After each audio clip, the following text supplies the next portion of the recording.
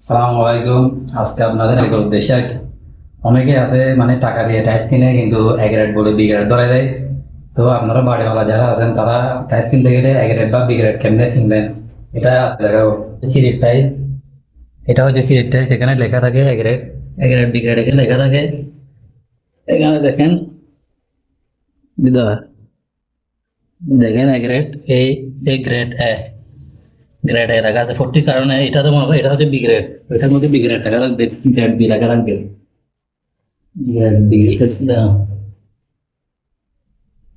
A grade, A grade B লেখা আছে। তারপরেও যদি এ গ্রেড বি গ্রেড যদি লেখা যদি ধরতে না পারেন, তাহলে একটা জিনিস খেয়াল রাখবেন, এ গ্রেডের মধ্যে থাকবে সাদা কার্টন, এরকম কার্টন থাকবে সাদা, আর বি গ্রেডের মধ্যে থাকবে এরকম লাল কার্টন। মানে A grade B grade chair হচ্ছে একমাত্র মানে লেখা লেখা ছাড়া, লেখা ছাড়া একটা সাদা কার্টন, আর বি গ্রেড হচ্ছে লাল কার্টন। এটা হচ্ছে এ গ্রেড বি গ্রেডের পার্থক্য।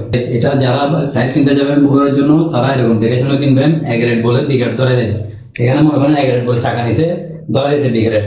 এখন এত করে টাইস এখানে এগুলো আর কাজের বেরোতে নেওয়া পাল্টানো সম্ভব না, সেজন্য এগুলো লাগাই দিতে হচ্ছে এখন। এটাই। ধন্যবাদ। আসসালামু আলাইকুম।